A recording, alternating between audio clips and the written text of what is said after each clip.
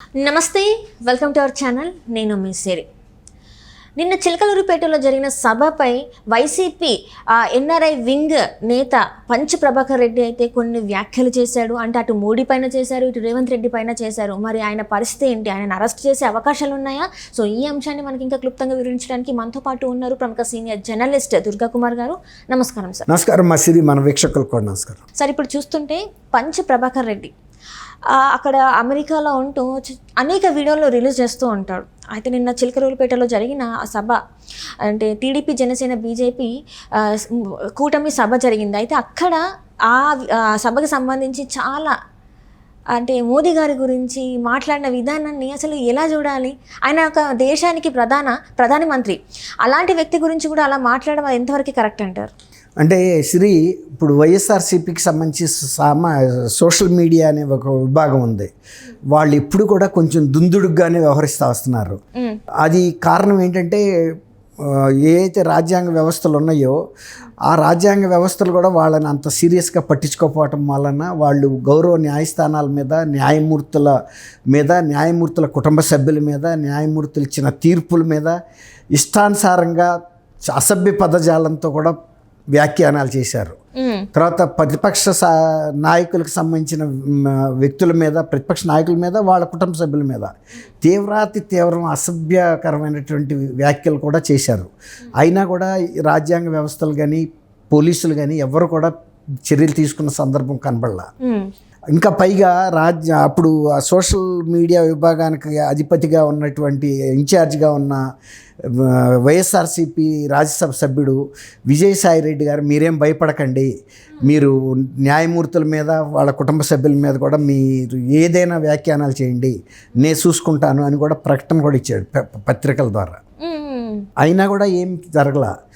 తర్వాత గౌరవ ఉన్నత న్యాయస్థానాలు దీని మీద చర్యలు తీసుకోవాలని సిఐడికి ఆదేశాలు కూడా ఇచ్చింది. న్యాయస్థానాలకి పోలీసులు ఉండరు డైరెక్ట్గా, జనరల్ పోలీస్ వ్యవస్థ వాళ్ళు ఇచ్చిన ఆదేశాలని అమలు చేయాలి. వాళ్ళు కనుక అమలు చేయకపోతే హైకోర్టులోనూ లేకపోతే సర్వోన్నత న్యాయస్థానం ప్రాంగణాల్లో వాళ్ళ చేతి కింద పోలీసు వ్యవస్థ ఉండదు. వీళ్ళు సిఐడి వాళ్ళు కూడా వాటి మీద కేసులు బుక్ చేసిన సందర్భం లేదు, అరెస్ట్ చేసిన సందర్భం లేదు. ఈ విధంగా వాళ్ళకు ఒక ధైర్యం ఏమొచ్చిందంటే, వైఎస్ఆర్సీపీ సోషల్ మీడియా వాళ్ళకి ఎవరి మీద ఏ వ్యాఖ్యానాలైనా చేయొచ్చు, మనకి పార్టీ సపోర్ట్ ఉంది. రెండోది, ఒక పార్టీ సపోర్ట్తో ఒక రక్షణలో ఉన్న పార్టీ రక్షణలో ఇది అందరికన్నా మించిన శక్తివంతమైంది ఈ ప్రభుత్వం. జగన్ అనే ఆయన చాలా సర్వశక్తివంతుడు అని వాళ్ళకి ఇంకా నమ్మకం పెరుగుతూ వెళ్ళింది. ఏ వ్యవస్థ కూడా ప్రభుత్వాన్ని ఏం చేయలేదు అనేది. ఇప్పుడు అట్లాగే పంచ్ ప్రభాకర్ రెడ్డి అనే వ్యక్తి ఇక్కడ ఉండడు, అతను ఎన్ఆర్ఐ. ఆ ఎన్ఆర్ఐ అక్కడ నుంచి ఆయన చేసే పోస్టింగ్లు తీవ్రంగా ఉంటాయి. రాజ్యాంగ వ్యవస్థల మీద కూడా అంతే అభ్యంతరకరమైనవి, హేళనగాను, లేకపోతే వాళ్ళని చాలా అసభ్య పదజాలంతో కూడా పోస్టింగ్లు పెడుతున్నాడు. అంతకుముందు రాజేందర్ రెడ్డి గారు డీజీపీ కూడా చెప్పాడు, అవసరమైతే మేము విదేశాల్లో ఉన్నా కూడా మేము వాళ్ళని పట్టుకొస్తాము అని, ఏది ఇట్లాంటి వ్యాఖ్యానాలు చేసే సోషల్ మీడియా వాళ్ళ మీద. కానీ ఏం జరగల. దాంతో ఇప్పుడు ఆయన రెచ్చిపోయి ప్రధానమంత్రి కూడా ఇట్లాంటి వ్యక్తి ఏముంది అని, రాముడు రే ముసలాడా అని అంటూ ప్రధానమంత్రిని అసభ్యంగా అంటూ, తర్వాత రాముడు ఇక్కడ ఎవరు లేరు ఆంధ్రాలో, భక్తులు రామ్ భక్తులు లేరు, అందరు జగన్ భక్తులే ఉన్నారు, ఆయనలాగా అందరూ జగన్ భక్తులు అనుకుంటున్నాడు ఆయన. అట్లా వ్యాఖ్యానాలు చాలా తీవ్రంగా చేశాడు. అది ఒక రకంగా దైవాన్ని దూషించాడు, ప్రధానమంత్రిని దూషించాడు, ప్రజలను కూడా ఏళనగా మాట్లాడాడు. అంటే ఎవరేంటి అనేది, ఇప్పుడు ప్రజలు దైవాన్ని గౌరవిస్తారు కానీ చీఫ్ మినిస్టర్లు ప్రతి 5 సంవత్సరాలకి మారిపోతారు. అయినా చీఫ్ మినిస్టర్లు అనేవాళ్ళు ప్రజలు ఎన్నుకుంటే వచ్చిన వాళ్ళే తప్ప వీళ్ళేం పైనుంచి ఊడిపడలేదు. వీళ్ళేం ఇతిహాసంలో లేరు, పురాణాల్లో లేరు.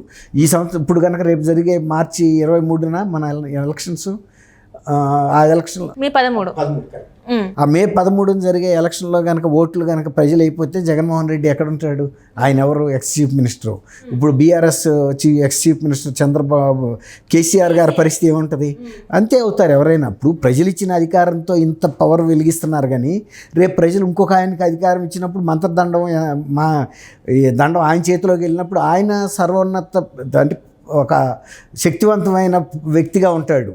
అది కూడా ప్రజల కోసం ఉపయోగించాలి, కానీ ఆ శక్తిని మన మీద ఉన్న వ్యక్తిగతమైన కేసుల్ని, లేకపోతే మన వ్యాపార అభివృద్ధి కోసం, లేకపోతే మన మీద ఉన్న హత్య కేసుల్ని మాఫీ చేసుకోవడానికి ఉపయోగించుకుంటే ప్రజలు కూడా సహించరు. మాకు పార్టీకి సోషల్ మీడియా విభాగం ఉంది కదా అని ఎవరు పడితే వాళ్ళ మీద అవాకులు చవాకులు పేలటం, అసభ్య పదజాలంతో దూషిస్తుంటే ఎంతో కాలం నడవదు. ఇప్పుడు పంచప్రభాకర్ అక్కడ చేసిన అవసరమైతే ఇంటర్పోల్ ద్వారా ఆయన అరెస్ట్ చేసి ఇండియా తెప్పించడం ప్రధానమంత్రికి కానీ, కేంద్ర ఇంటెలిజెన్స్ సంస్థలకు కానీ, లేకపోతే సిబిఐ లాంటి సంస్థలకి పెద్ద మాట ఏం కాదు. వీళ్ళు కనుక అక్కడికి రెడ్ కార్నర్ నోటీస్ పంపిస్తే అక్కడ అరెస్ట్ చేసి ఇక్కడ ప్యాక్ చేసి పంపిస్తారు. అంటే ఇట్లా మాట్లాడే రైట్ ఎట్లా సార్? అంటే ఎలా తీసుకుంటారు అసలు? ప్రధానమంత్రిని ముసలోడా అని మాట్లాడే అంటే అది ఎంతవరకు ఆయన ఏజ్కి, ఆయన ఉన్న ఒక పదవికి కూడా. ఇప్పుడు ఆయన మొత్తం దేశ ప్రజల్ని కించపరిచినట్టు. కాబట్టి ఆ కేంద్ర ప్రభుత్వం కనుక తలుసుకుంటే రాష్ట్ర ప్రభుత్వం నువ్వు వైఎస్ఆర్సీపీ కార్యకర్త కాబట్టి ఈ వైఎస్ఆర్సీపీ గవర్నమెంట్ నిన్ను మన్నించవచ్చు, నిన్ను ప్రోత్సహించవచ్చు ఇలాంటివి పెట్టు అని. కానీ ప్రధానమంత్రి అని ఆయన ఒక పార్టీకి చెందిన వ్యక్తి కాదు కదా. ఆయన అందరికీ దేశానికి చెందిన ప్రధానమంత్రి, ఒక రాజ్యాంగ పదవిలో ఉన్నారు. ఆయన్ని కాపాడుకోవాల్సిన, ఆయన మర్యాదని, ఆ హోదాని కాపాడాల్సిన బాధ్యత రాజ్యాంగ వ్యవస్థలైన అనేక కేంద్ర సంస్థల మీద ఉన్నాయి, న్యాయస్థానాల మీద ఉన్నాయి. వీళ్ళందరూ కూడా తలుచుకుంటే ఏ శాఖకు సంబంధించిన పని వాళ్ళు చేయగలిగితే అతను అరెస్ట్ అయ్యి ఇండియాకి వస్తాడు. ఇండియా చట్టాల ప్రకారం ఆయన్ని విచారించి తప్పని తేలితే శిక్షించే అధికారం ఉంది. ఆయనేమి భారతదేశ ప్రభుత్వానికన్నా మించిన ఆయన కాదు, లేకపోతే భారతదేశ సార్వభౌమాధికారాన్ని ప్రశ్నించే అంత వ్యక్తి కాదు ఆయన. ఏ వ్యక్తి కాడు, ఏ వ్యక్తి కూడా అవ్వలేడు. ఫారిన్లో ఉన్నందువల్ల చాలామంది ఉన్నారు, అమెరికాలో కానీ విదేశాల్లో, అన్ని దేశాల్లో భారతీయులు.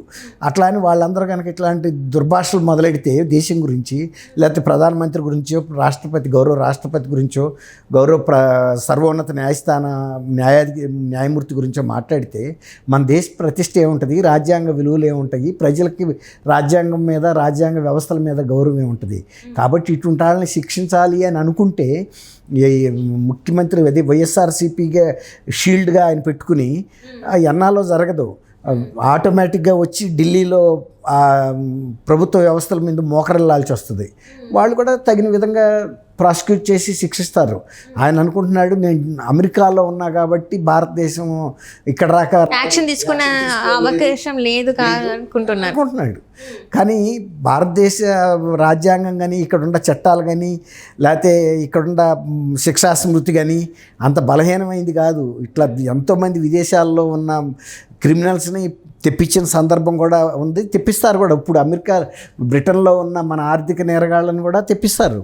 ఎక్కడికి వెళ్ళలేరు వాళ్ళు.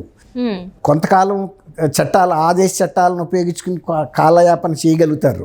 కాబట్టి ఇది పంచప్రభాకర్ కాదు, ఆయన తాత అయినా కూడా భారతదేశ సార్వభౌమాధికారానికి లోబడే బతకాల్సి ఉంటుంది అనేది తెలుసుకోవాలి.